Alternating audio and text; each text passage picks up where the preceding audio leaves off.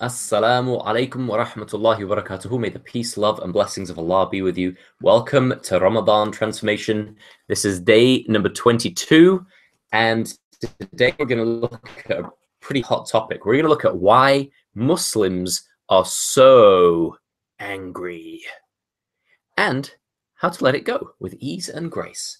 Why are Muslims so angry, and how can we let it go? So, I'm going to tell a story about what happened to me last Ramadan. So this is Ramadan 2014. So during Ramadan, I basically spent most of the month trying to avoid watching the news because every time I looked at the news, it was depressing. And if I thought about it too much, I would start to get angry. Because this is what I would see on the news. I would see that the state of Israel was launching an all-out attack on a pretty helpless and defenseless people encaged by a wall built by Israel, the people of Gaza, right? Pretty helpless, pretty defenseless. Israel's justification for this was that some factions in Palestine were throwing rockets into Israel. These rockets weren't killing anyone or harming anyone. But nonetheless, Israel were like, they shouldn't be throwing in rockets. And Israel said, we have the right to defend ourselves. And they said, so when it started, a couple of Israeli teenagers, 2 or 3, went missing, and the state of Israel blamed Hamas, and because of that, they started attacking. And then later on, they had the reason of Hamas are throwing rockets at us. So Israel starts an all-out attack on Gaza. Now, Gaza is the most densely populated place in the world. So if a strong military was to all-out attack New York City, you might imagine thousands of innocent people would die because New York City is very densely populated. Gaza is far more densely populated than New York City. And it was a massacre. 2,000 Palestinians were murdered, a lot of whom, 25% of whom were children. And half of them are women. There was no discrimination between men and women. And almost very few of them were militants. Right? From an Israeli point of view, every Palestinian is a militant. But in reality, from Amnesty International and all international bodies and the UN, that simply isn't the case. So I was seeing this.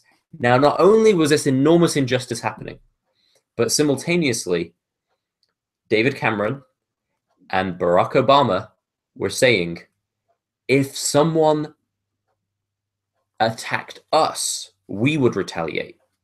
But they weren't saying this justifying Palestine firing rockets into Israel. They were saying it justifying Israel throwing rockets into Palestine. Israel would say, and this is something that, on a side point, anytime you see an Israeli PR person talking about the Israel-Palestine situation, all I want you to do is invert everything they're saying. Just try it out. Invert everything they're saying. So Israel was saying, we have the right to defend ourselves. Well, actually, according to the United Nations, Palestine has the right to defend itself because Israel is stealing Palestinian land. And Israel doesn't have the right to attack Palestine because, you can't just attack your neighbors, right? We have the right to defend ourselves, and they were using that as a justification for attacking Palestine. So that was a political context. That's the stuff I was seeing on the news. And when I would watch it, and then when I would watch our leaders, the leader of Great Britain, the leader of the United States of America, who talk about, all of these great values of freedom and justice and whatever, they were just completely copping out and supporting Israel.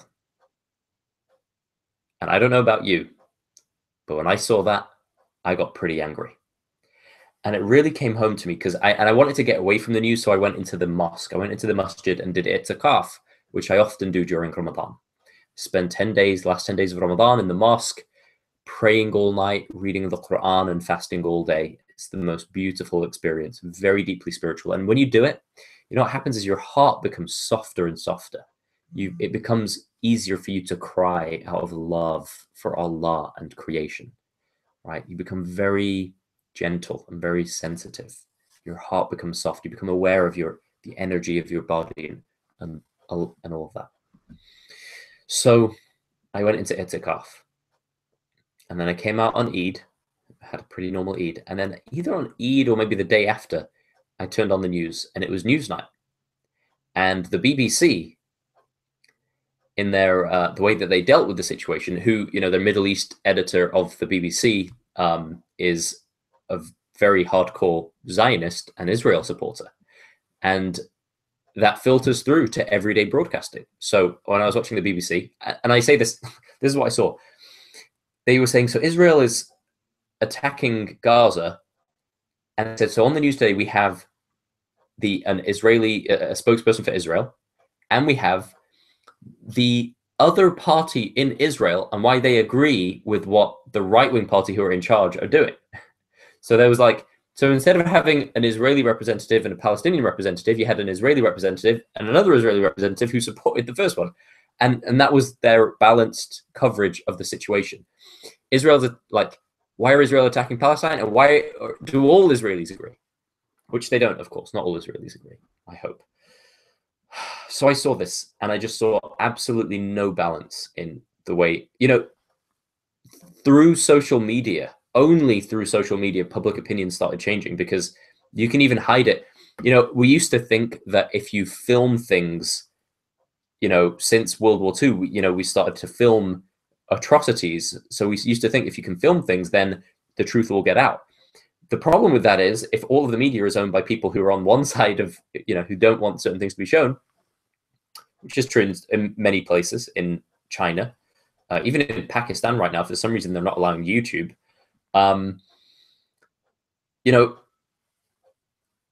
If there's mainstream state media that, and if very few people own all of the media bodies, then, it's very hard for the truth to get out, even if you've got video. However, with social media, that is beginning to change. Well, alhamdulillah. So anyway, this is all a big tangent. This isn't actually a topic for today. I'm just going down memory lane here.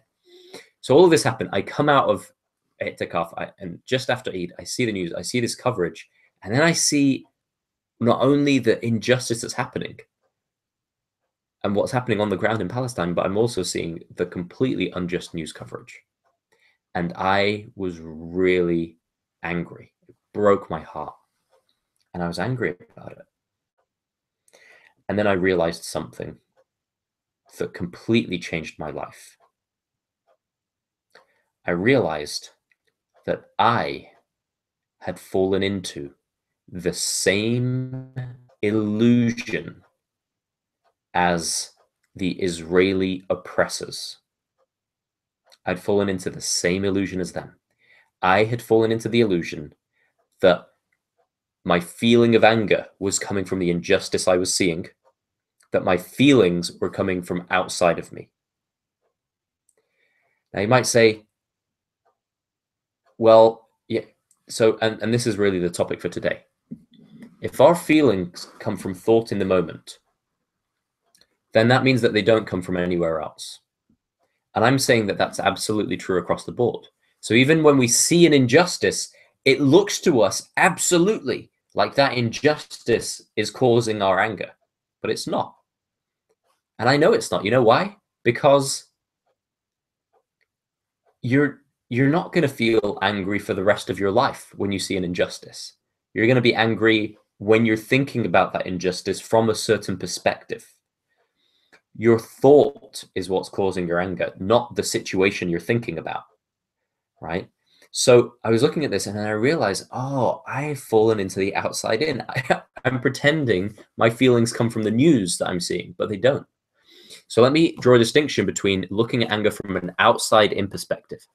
If you are outside in, then you say, I'm angry because of the injustices I can see.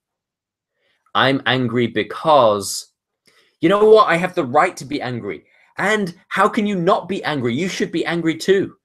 How can you not be angry when you see all of these injustices going on in the world? Right? The whole discourse is based on the illusion that anger comes from injustice, that the outside world is unjust, and when we look at it, we feel angry. But that's not true.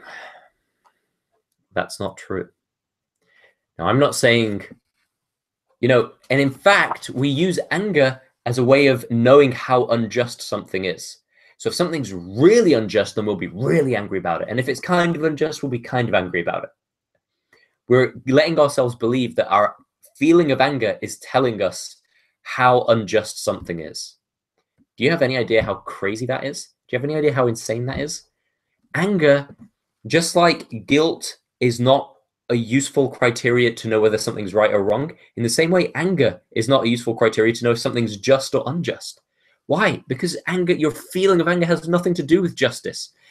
If you feel happy today, does that mean there's no injustices happening in the world? Does that mean all of a sudden it's okay for Israel to have killed thousands of innocent Palestinians last year? Because you feel happy today? You're not feeling anger, so therefore it must be okay. And you know what? This is how the Muslim community, but also all human communities act.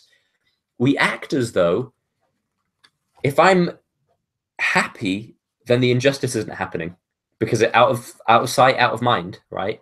But if I'm angry, then the injustice is the most important thing in the world. Whereas in reality, injustice is always equally wrong. It's always equally wrong, regardless of how angry or not or happy you happen to feel about it in any given moment. Your anger changes. Your feelings change like the weather. Injustice doesn't, what's right and wrong doesn't change so easily. Killing an innocent person is always going to be wrong, regardless of how you feel about it. So from an inside-out perspective, I'm angry. No, this is outside it. From an inside-out perspective, we say injustice does not cause anger, right? Of course, injustice doesn't cause anger. If injustice caused anger, think about this. Every moment you have been alive, a horrendous injustice was occurring. Every single moment you have been on this earth and your eyes have been open, there has been an enormous injustice occurring on planet Earth.